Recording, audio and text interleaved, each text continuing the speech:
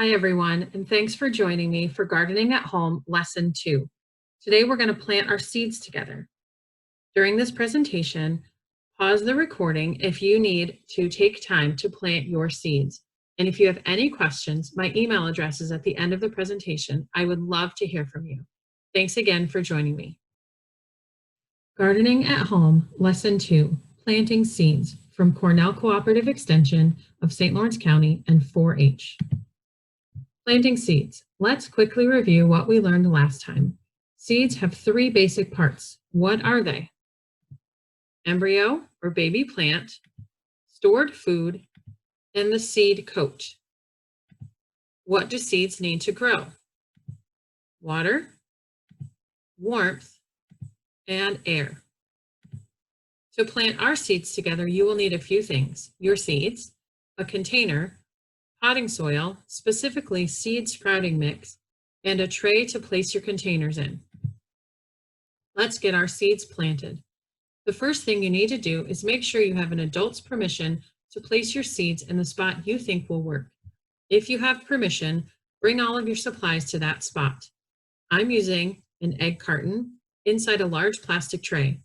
These are two examples of potting mixes you could use. The most important part is that they are both specifically for seed starting. Place your growing container inside the tray or pan you're going to use as a water catcher. Next step, use a small cup and scoop potting mix from the bag into your growing container. Don't pat it down or pack it in. Let it stay very dry and almost fluffy. This ensures that our seeds will be able to get the air they need.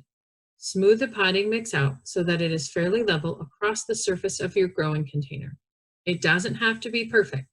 The most important thing is that the potting mix stays fluffy and airy.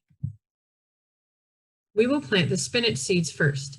If you are using an egg carton, use the lid side. Make 2 rows of small indents that are about 1 inch apart. And remember, this doesn't have to be perfect. I didn't measure anything. You want your indents to be about 1/2 inch deep. That's about as big as your pinky nail. When you have all of your indents ready, drop 1 spinach seed into each spot. If you get 2 in one spot, it's okay. After all of your seeds are in their spots, gently cover them with potting mix. Remember that we are not patting down or pushing in on our containers.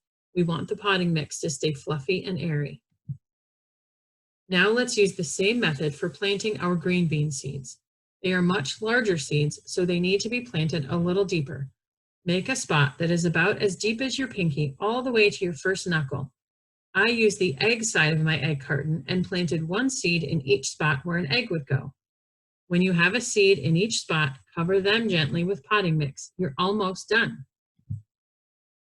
Now it's time to add one of the main things our seeds need to grow: water. If you are using a growing container that has holes in the bottom, or if you're using an egg carton, carefully pour water into the tray that's under your container, not into your growing container as you might think you should. Add enough water so there is an even distribution of water through your whole tray. By putting the water under the plants, it allows the potting mix in the seeds to pull up water as it needs it. It also keeps your potting mix airy and fluffy. Don't worry, the seeds will get water. See the change in color in the egg carton? That is the water moving up into the potting mix. Your seeds need less water than you might think they do. After you add some water to your tray, leave your containers alone for about 30 minutes. Then look at the top of the potting mix in your containers. Does it look darker? Then it has enough water. If the top of your potting mix still looks fluffy and dry, add a little bit more water. 2 very important reminders. When the first set of leaves sprouts, don't touch it. These sprouts are very delicate. There are oils and germs on your hands that could kill that little plant. Until you see at least 2 sets of leaves, don't touch your plants. You don't need to add any more water until the potting mix starts to look dry on top. This will take several days. If you water too much, you might keep your seeds from sprouting. Share pictures of your growing containers with us. You can post them in the comments on our Facebook page or email them to me at jtc292@cornell.edu.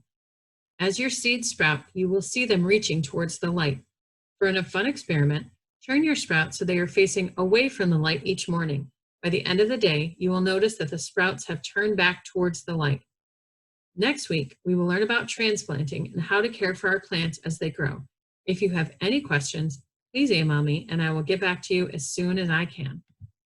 Thanks for joining me for Gardening at Home Lesson 2.